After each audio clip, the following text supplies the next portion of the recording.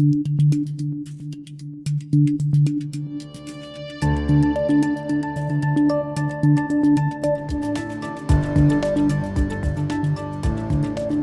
everyone, my name is Anastasiia Lapatina and you're watching This Week in Ukraine, a new video podcast from the Kyiv Independent.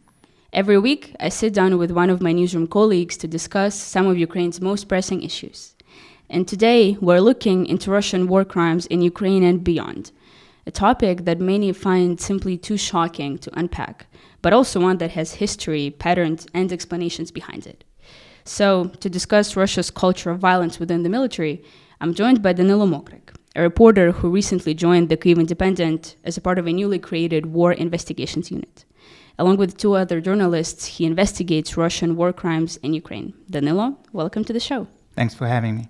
So in the last few weeks, there were several really gruesome videos of Russian war crimes that appeared online. One video showed a Russian soldier literally beheading another soldier, or allegedly Ukrainian prisoner of war, with a knife. And I think that when one reads something like this or watches those videos, most people wonder how come an individual, a single human, is capable of something so terrible. And of course, personal morality is definitely at the center of this issue. But I want to begin by talking about the institution, about the Russian military itself as a whole. How big of a role does it play in the Russian war crimes that we're seeing in Ukraine? Well, I do think it's a culture, and I do think that we have quite enough of evidence to say that they often receive direct orders to commit war crimes. Just recently, we've seen a few interviews of Wagner mercenaries given to Gulag.net when they talk that. Then they talk about killing Ukrainian teenagers and killing Ukrainian children. One of them speaks of delivering a control shot to a 5 to 6 years old girl. And actually, this is not something new. This is something we have heard from the beginning on the conversations intercepted by the security service of Ukraine. I remember when Russian soldiers talked about receiving orders to kill civilians, to kill children, no matter who, just because they were told to. So it's a question of hierarchy, of orders they receive, but it's also a question of culture. I think we'll get to it. But an army can't become criminal overnight. So has the Russian military just always been that way? Well, I would say it has. I remember a conversation I had last year with Dr. Jonathan Maynard from King's College in London.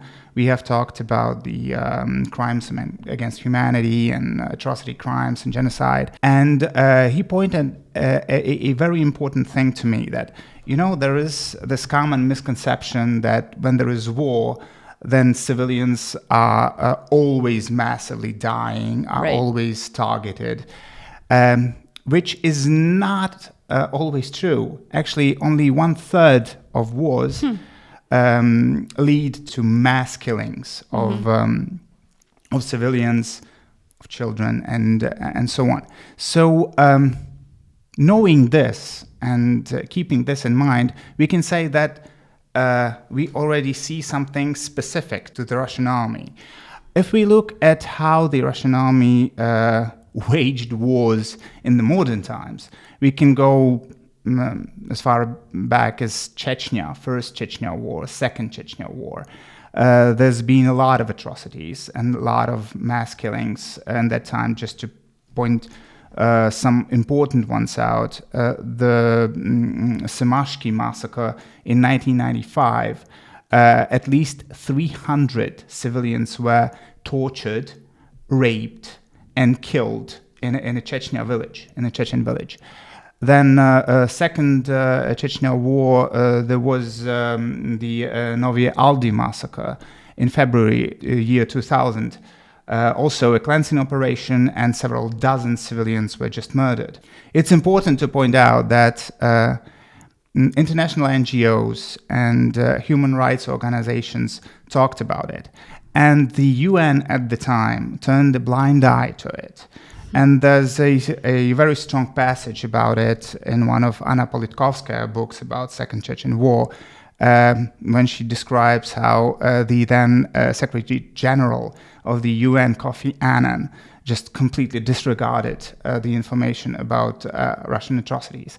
And we have seen it later in Syria, for example. But if we look more broadly at the Russian culture of warfare, we can see it centuries back. We can see it in how Russia conquered Caucasus in the 19th century. And one of the highlights of Russian so-called great culture, Mr. Poet Pushkin, he has written a big poem about conquering the Caucasus, the prisoner of the Caucasus. Well, I would invite our listeners and our audience to read the very end of the poem, the celebration of killing, the celebration of subjugation, the celebration of blood spilling. This is written in 19th century, and this actually describes Russian war in 21st century. So there's a clear line, through centuries in that. And when we're talking about Ukraine specifically, what kind of crimes are those? Because, it's not just killing of civilians, murdering them on the street. There are many more of them, right?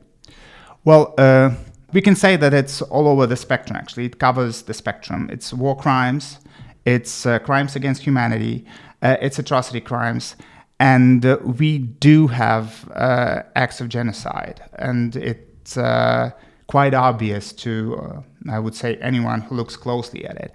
So when we're talking about war crimes, we mean just like, ordinary transgressions against international humanitarian law, like killing of prisoners of war, like torturing prisoners of war, like detaining civilians and so on, attacking civilian infrastructure.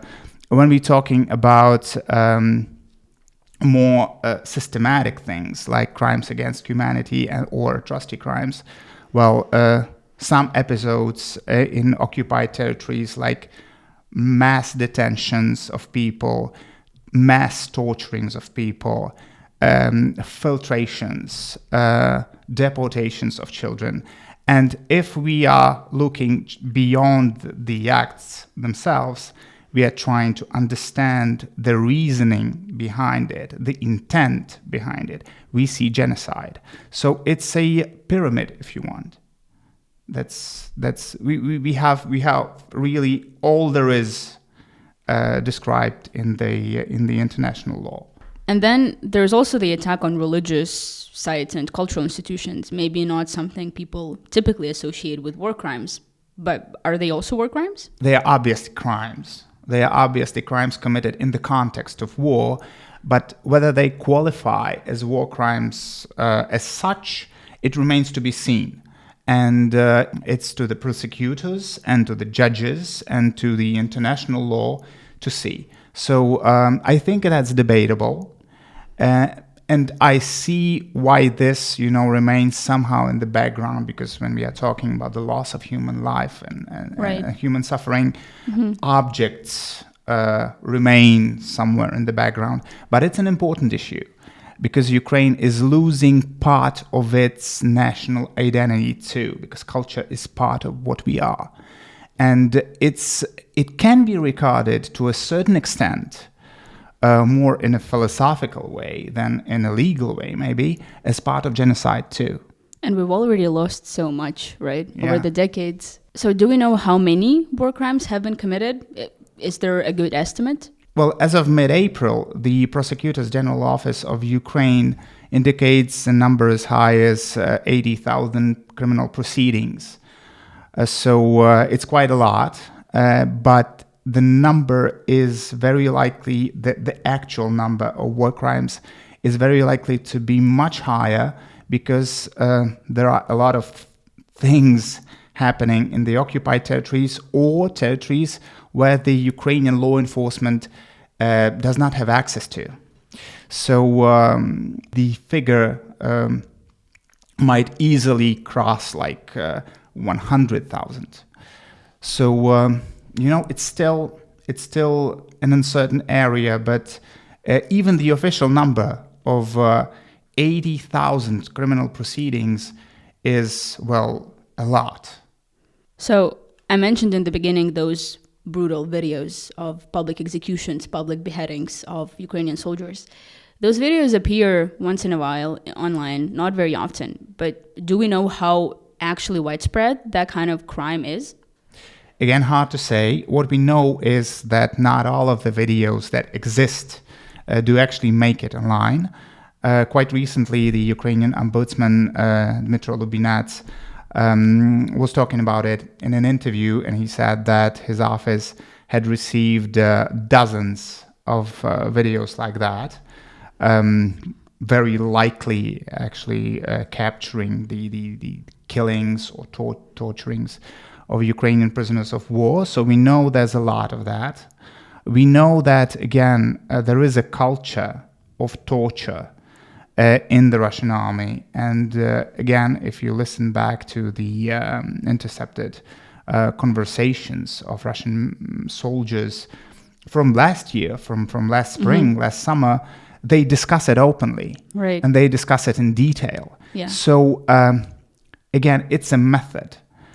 Sometimes they were just recorded, and sometimes the recordings get released, get published on the internet.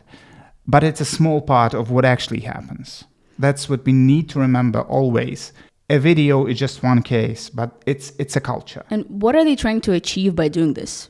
I mean, is there a rationale, some sort of strategy, or is this just kind of random spur of anger and brutality? Well, it's hard to say. There might be this sophisticated reason to instill fear in Ukrainians, but it may be more primitive than that. It may come down just to boasting, just to, saying, yes, I'm a brute, showing, yes, we can do this to you. So it may be very, very basic. The motivation may be very basic. So I wouldn't like to look for a very sophisticated motive behind everything they do, because, well, sometimes it's simple. Let's say a part of what they're doing is trying to scare us off. So just like with trying to make us freeze to death and attacking energy infrastructure, let's say they do the public videos for the same reason. At the end of the day, is it working? How is our society reacting to such evidence? Well, to a certain part of Ukrainian society, it is actually it is instilling fear. It is normal, to feel fear when you look at something like that, when you watch a video like that. But if you ask about, the general reaction, I would rather say that Ukrainian society gets angrier. Ukrainian society actually gains resolve because it comes down again. It comes down, to understanding that they are here to kill us. They are here to basically exterminate us. And again, this is not something, I'm trying to exaggerate. They are talking about this on the intercepted phone conversations, that Ukraine should be exterminated, that no matter who, soldiers, men, women, civilian, children, it's a quote from one of the conversations. So we understand that we don't have a way to negotiate with that. You can negotiate with someone who has the rationale to lead in a negotiation. This, you just have to fight. This, you just have to fight back. So this actually adds to the resolve at the end of the day. Well, that's my sense. I think that's also a part of the reason why Ukrainians are almost aggressively denying any possibility of conceding territory, because these videos are a part of how we see what actually happens on the occupied territories and why we can't possibly subject our people to that kind of life. Because a lot of people think that, life under Russian occupation is just a switch in the flag, a different currency, different language. But no, it's a life of this. It's a life of fearing for your existence, fearing for your survival, and war crimes all over the place.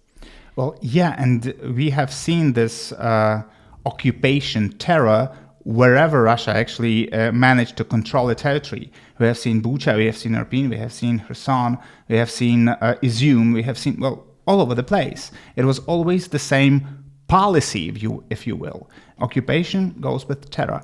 We have seen the same thing in Donetsk and Luhansk regions. In Crimea too. In Crimea. This isn't a new thing. Specifically, the Crimean Tatars can talk at length about it.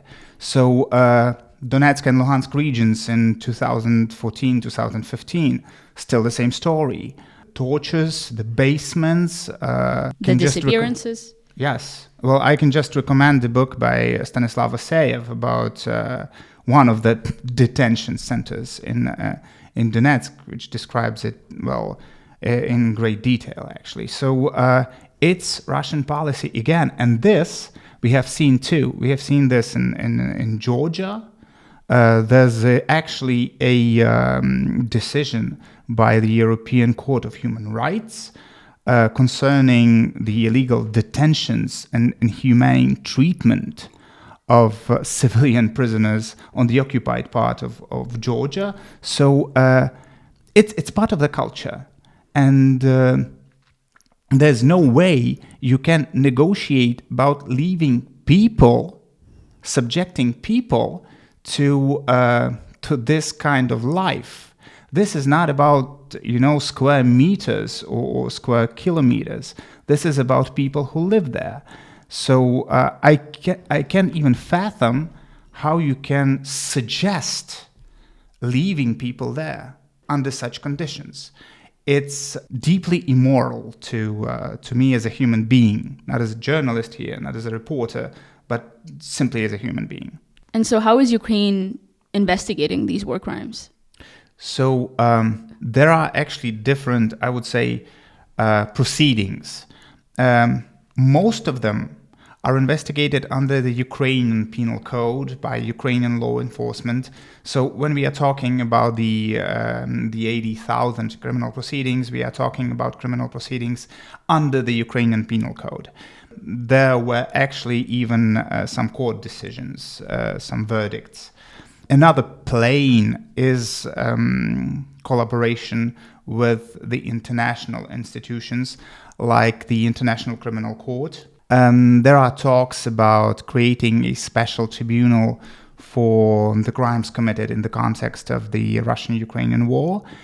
And finally, well, there are several NGOs who are working in Ukraine too, investigating the war crimes, Ukrainian NGOs and international NGOs like Amnesty International or Human Rights Watch.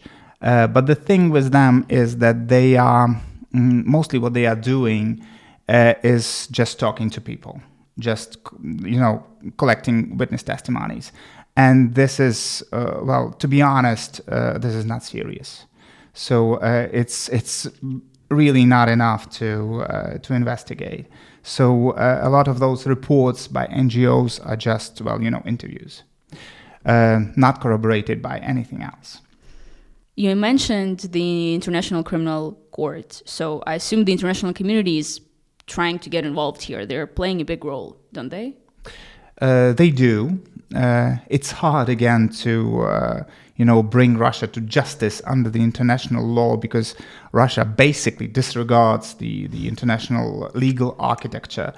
But the International Criminal Court has been quite active since the beginning of the war, and they have actually just recently issued warrants to arrest Vladimir Putin and his representative for children affairs, Lvova Belova, and this is actually a case that can lead us to genocide, because again we have talked about misconceptions surrounding wars and war crimes before. One misconception actually about genocide is that it's always, something as big in scale as the Holocaust or the Rwanda genocide. That is actually not so. What matters is the intent behind the acts, not the scale. And if you look at the definition of the genocide itself in the UN Convention about genocide, well, you can understand that there may be genocide when no one is killed, because one of genocidal acts is forcibly displacing children, deporting children. That's what Russia is doing. And actually, that's why the charges have been brought. That's why the warrants have been issued for this type of crime. So there may be a genocide just based on stealing children. No one is killed, but we are still talking about genocide. That's how it is put down in the UN Convention. Okay, so there is clearly a push for accountability on the international stage, but how realistic is this? I mean, I think there have been many tribunals about all sorts of conflicts and wars, but how many of them actually had good, useful precedents? Again, it's hard to say. It's hard to predict because there have been some relative successes.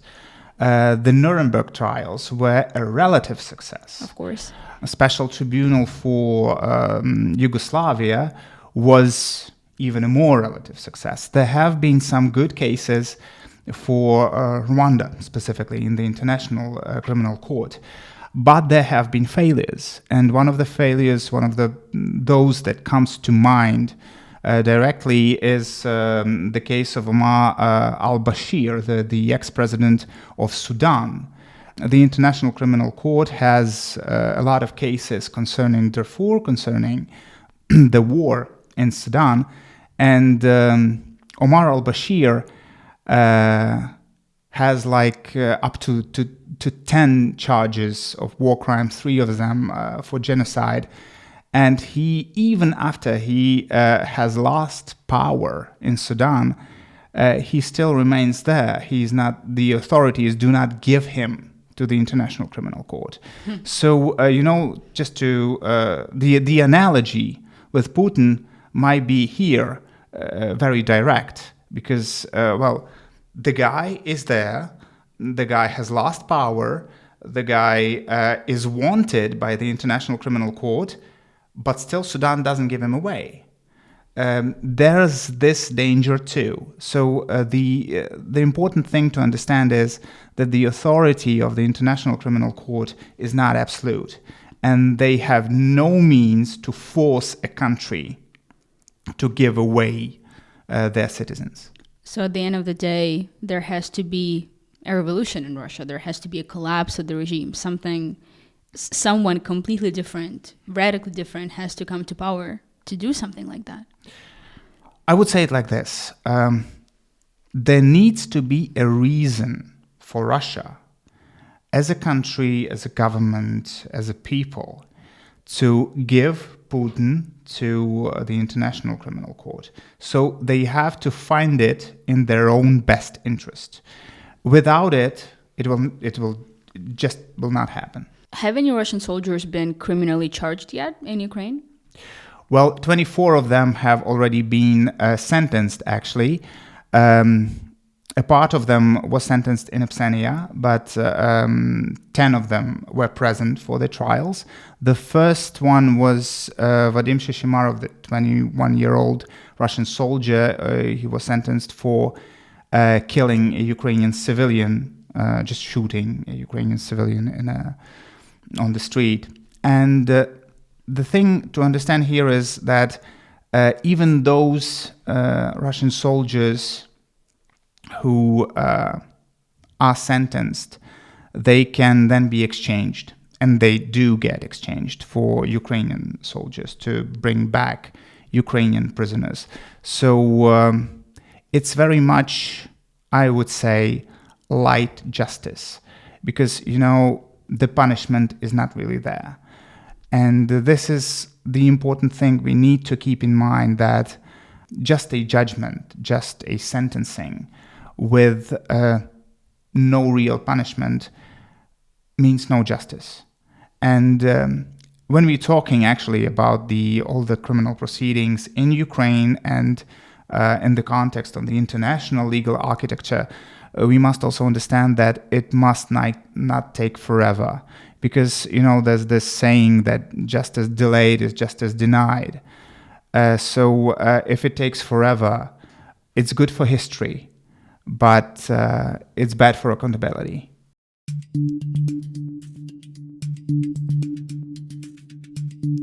Now we'll be answering a few questions from our supporters on Patreon. Our patrons get a chance to ask us questions before every single episode. They also get exclusive access to thematic discussions, events with editors, and more. You can get such access for as little as $5 a month. It's really easy. Just go to patreon.com/Kyiv Independent. So one of our supporters was wondering, quote, "I'm curious what information you have about the number of Ukrainian children who have been kidnapped and taken to Russia. Are these children being adopted into Russian families, or are they being collected or sold and exploited by criminals?" This is actually something you've been investigating, right? My colleague has. It's not really my topic, but what I can say is that the numbers, are all over the place, because Ukrainian authorities talk about dozens of thousands of children, but the numbers we get from Russia, they are talking about hundreds of thousands of children. So the number is very unclear. It is hard to verify it because, again, most of the children are taken away from the occupied territories. There's no way to verify where they are, what they are doing, and what's happening to them. So what is actually the process of this kidnapping? I assume they're not just, kidnapping them off the street. Mostly no. It often happens, like spontaneously. So they invite those kids, to a camp or to a place to rest, to an institution, to a hospital, whatever, on the Russian territory or on the Russian or strongly Russian-controlled territory like Crimea, and they never get back, and they are never allowed to go back, and then they are transported to Russia. There are some that are just being taken away too. That happens, and it mostly concerns, as far as I know, children in different institutions that have no families or have, no legal guardians. So they are just being taken away. So there are different ways to transport them. Sometimes they are being taken away with their parents, but mostly they are being taken away by themselves in groups. By dozens of kids. And not all of these are orphans. Like, many of these kids have living parents, Ukrainian families who are waiting for them, right? Yes. So there are cases where actually, a child may be placed in an institution not because he's an orphan or they are orphans, just because there are problems in the family for different reasons, but they do have actual living parents that want to see them, that want to care for them, and they are unable to do so. So that happens too. And what does Russia do with all of those allegedly hundreds of thousands of kids? I would actually advise not to, create myths about them being exploited by criminals or sold on the black market, because we just don't have the evidence to confirm that. There may be rumors about that, but if we don't have evidence, let's not, just create bubbles. What we know is that they are sometimes adopted there. They are sometimes, and most often, being kept in, again, institutions for orphans or other kids. So they are just being, for the time being, they are mostly just being kept there and educated as Russians, and they are trying to turn them from Ukrainians to Russians, to acculturate them in a way. So this is what we know is happening, and the kids talk about it themselves, those who come back to Ukraine, because we have kids that actually, manage to successfully come back to Ukraine. And they tell the stories about how they are forced to sing the Russian national anthem, how they are being mocked for being Ukrainians, and so on and so on. Another question was, what are the key narratives that the Moscow regime spreads as propaganda worldwide to distract from or cover their war crimes? Can you suggest some talking points to counter that propaganda? Well, to understand the Russian propaganda, the first thing you need to know is that it's not about debunking facts or presenting a different reality. It's about presenting different realities. It's about diluting the idea of reality itself. So it's about creating as many possible accounts of an event as possible. We've seen it with Bucha, for example, yeah? There was one version that it was just a fake. Another version was that that the corpses, the bodies were victims of Ukrainian Nazis and armed forces. Another account was that there were no bodies, that were actors, and so on and so on. So they produce a lot of different narratives just to bury you in it. So the important thing to do is just to follow the facts. Mostly to protect yourself from the Russian propaganda, common sense is enough. Because often the things they want to make you believe make no sense at all. They don't hold together. They just fall apart if you start examining critically. So that's the best approach to me. Nothing more is specifically needed. Just follow the facts and use your common sense. That's all. Well, Danylo, thank you very much for joining us. This was very interesting. Thank you.